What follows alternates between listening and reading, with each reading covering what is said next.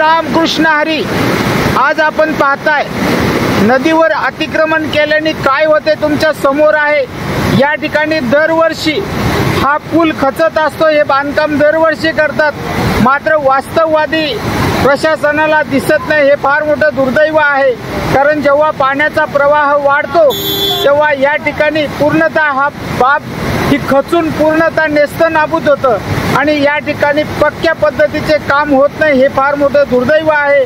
या ठिकाणी बरेच वेळा हा रस्ता बंद करण्याची वेळ येते, तरीही या ठिकाणी परिवर्तन होत नाही। फक्त तेवढ्यापुरती मलमपट्टी केली जाते, इतर टाइमात मात्र या बाबीकडे दुर्लक्ष होतं। या ठिकाणी तुम्ही पाहता गटर लाईनचा चेंबर आहे, या ठिकाणी दुसरा चेंबर आहे आणि याच ठिकाणी धरण आहे, याच ठिकाणी पिण्याच्या पाण्याची पाईपलाईन आहे। मात्र याच ठिकाणी शेजारी असलेला हा रोड आहे, या रोडच्या बाजूचे कंस्ट्रक्शन कशा पद्धतीने पाहिजे। त्यामुळेच आम्ही म्हणतो नदीला जे अतिक्रमण तुम्ही करत आहात ते अपायकारक आणि धोकादायक आहे। त्यासाठी प्रशासनास विनंती करू इच्छिते इंद्रायणी सेवा फाउंडेशनच्या वतीने की तुम्ही या ठिकाणी कुठलेही काम करताना नदीची पूर रेषा, नियंत्रण रेषा अधोरेखित आखूनच विकास करावा, हीच आशा इंद्रायणी सेवा फाउंडेशनच्या वतीने अपेक्षित आहे। माऊली, पूर भरपूर येतो, मात्र त्याच प्रशासनाने योग्य कार्य करणे ती अति महत्त्वपूर्ण आहे। धन्यवाद माऊली। बघा माऊली, या ठिकाणी इंद्रायणीचे तीर्थ घेताना आपण भाविक पाहू शकता। त्यामुळे माऊली इंद्रायणीला पवित्र आहे, तिला स्वच्छ ठेवा, तिला घाण करणे चुकीचं आहे। माऊली, आपणास कसं वाटतंय या ठिकाणी आल्यावर इंद्रायणीचं पवित्र तीर्थ पिल्यानंतर? हो, खूप छान वाटतंय। आज तुम्ही कुठून आलात? मी आलो पुण्यातून। पुण्यातून? काय नाव तुमचं? तुकाराम निर्मळे। वा, दरवर्षी येता का तुम्ही? दुसरी वारी आहे। दुसरी वारी आहे।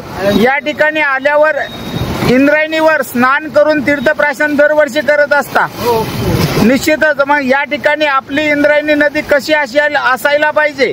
पवित्र आणि स्वच्छ असायला पाहिजे। मग प्रशासनास काय विनंती कराल तुम्ही? प्रशासनाने इंद्रायणीच्या स्वच्छतेकडे बारकाईने लक्ष द्यावं। निश्चितच माऊली, या ठिकाणी दुसऱ्या ताई पण आहेत, पाहू शकता। या ठिकाणी स्वतः इंद्रायणीचे स्नान करत असतात, तीर्थप्राशन करत असतात। त्यामुळे भाविकांना विनंती करू इच्छितो की या ठिकाणी इंद्रायणीचं स्वच्छ आणि निर्मळ पाणी आहे, त्या पाण्याला स्वच्छ निर्मळ ठेवण्यात भाविकांनी महत्त्वपूर्ण भूमिका निभावी व प्रशासनाने ही योग्य कार्य करावे, हीच विनंती। धन्यवाद माऊली।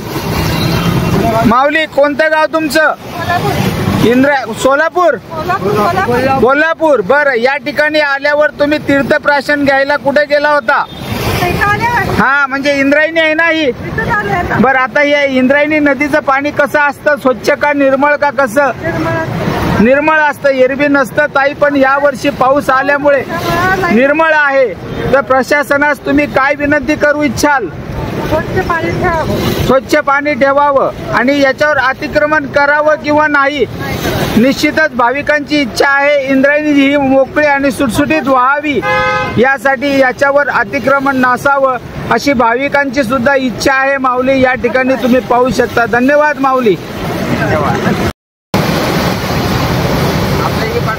इंद्रायणी दुथडी भरून वाहताना तुम्ही पाहू शकता माऊली, अतिशय आनंदाने इंद्रायणी वाहती आहे आणि इंद्रायणीचे पात्र अरुंद करण्यात प्रशासन मात्र कुठे कमी पडत नाही, कारण प्रशासनाने इंद्रायणीचे पात्र अरुंद करू नये हीच एकमेव आशा आज या ठिकाणी तुम्ही पाहू शकता। माऊली, एवढा मोठा पाण्याचा प्रवाह आहे, या प्रवाहाला जर मोकळीक दिली नाही तर त्या इंद्रायणीच्या प्रवाहामुळे उद्या होणाऱ्या नुकसानीस जबाबदार कोण? प्रशासकीय असलेली यंत्रणा मात्र जो रिव्हर डेव्हलपमेंट प्लॅन बाबत निर्णय घेते त्याबाबत कधी त्यांनी विचार केला नाही का की नदीचे पात्र किती असावे आणि किती असू नये?